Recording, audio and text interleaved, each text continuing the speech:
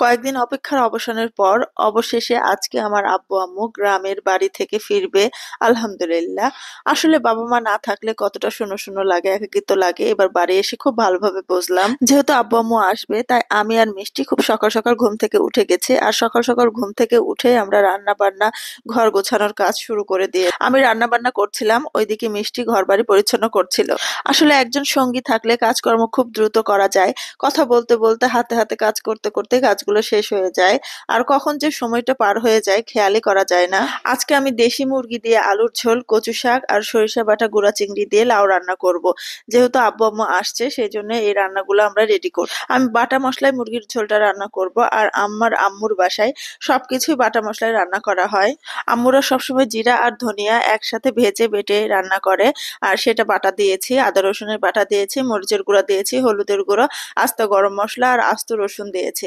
আমার আব্বু আবার দেশি মুরগির সাথে আস্ত রসুন খেতে খুবই পছন্দ করেন। আসলে সবার বাসায় যেভাবে দেশি মুরগি রান্না করা হয়, আমি ঠিক সেইভাবে দেশি মুরগি রান্না করছিলাম।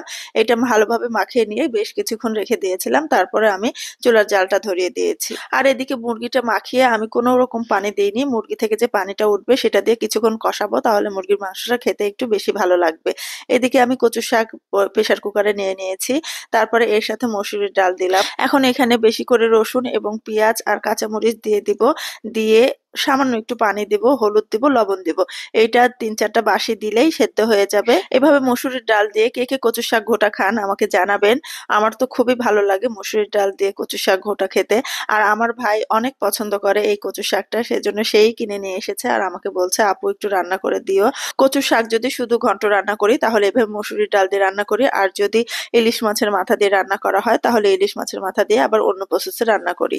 এখন প্রেসার কুকারের ঢাকনাটা একদম পুরোপুরি লাগালাম না, শাকটা একটু নরম হয়ে যাওয়া পর্যন্ত অপেক্ষা করব। আর নরম হয়ে গেলে তখন ভালোভাবে নাড়াচাড়া করে দিয়ে তারপরে ঢাকনাটা একবারে আটকে দিব এবং ২-৩টা বাঁশি দিয়ে দিব।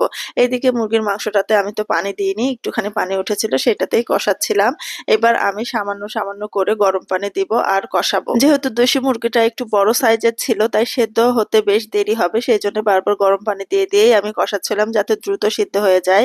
তাছাড়া আমার ছেলে মেয়ে সেদ্ধ না হলে বা হালকা সামান্য শক্ত থাকলেও মুখে তুলবে না, সেটা একদম আবার রান্না করতে হবে, নরম করতে হবে, তারপরে খাবে।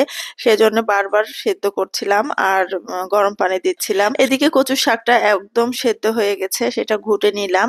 ঘুটে নিয়ে এখন আস্ত শুকনো মরিচ, পেঁয়াজ, রসুন আর সামান্য একটু আস্ত জিরা দিয়ে ভালোভাবে ভেজে নিয়ে কচু শাকটা তেলে দিব। অনেকে কচু শাক তেলে দেওয়ার পরে একটু লাস্টে লেবুর রস চিপে দেয়, তো আমি এখানে দেইনি। আমরা যখন ভাত খেয়েছি ভাতের সাথে লেবু নিয়েছিলাম। এদিকে বেশ কিছুক্ষণ ধরে কচু শাকটা নেড়ে নেড়ে একদম শুকনো শুকনো করে নামিয়ে নিয়েছি। এদিকে আবার মুরগির মাংসটা বারবার গরম পানি দিয়ে সেদ্ধ হয়ে গিয়েছে। আর এখন আলু দিয়ে বেশ কিছুক্ষণ কষিয়ে নিলাম। এখন আবার একবারে ঝোলের পানি দিয়ে দিব। যদিও আলু দিতে চেয়েছিলাম না, কিন্তু ছেলে মেয়ে যেহেতু পছন্দ করে, বারবার বলছিলাম মা একটু আলু দাও, খেতে ভালো লাগবে আমাদের, সেই জন্য ওদের জন্য আবার আলু দিয়ে দিলাম। আর ঝোলের পানি দেওয়ার পরে দেখেন কালারটা কত সুন্দর এসেছে। আর কালারটা দেখেছেন, কালারটা দেখেই তো লোভ লাগছে, মনে হচ্ছে এখনই এক থালা ভাত নিয়ে এসে খেয়ে ফেলি। আপনাদের যাদের খিদা লেগে গেছে চলে আসেন। এদিকে মশলার মধ্যে সরিষা বাটা চিংড়ি দিয়ে আমি ভালো মতো কষিয়ে নিয়েছি। চিংড়িগুলো একদম গুঁড়া চিংড়ি, সেই জন্য আমি লাউটা আগে একটু ভাপিয়ে নিয়েছি, তারপরে সেই লাউগুলো দিয়ে দিলাম। আর সত্যি কথা বলতে কি, আমার আম্মু এই লাউটা এত পছন্দ করেছে, এই লাউ তরকারি দিয়েই ভাত খেয়ে নিয়েছে আম্মু এসে। আর যেহেতু অনেক সকাল সকাল আমরা রান্না শুরু করেছিলাম, আম্মুরা 12:30টার দিকে পৌঁছে গিয়েছিল।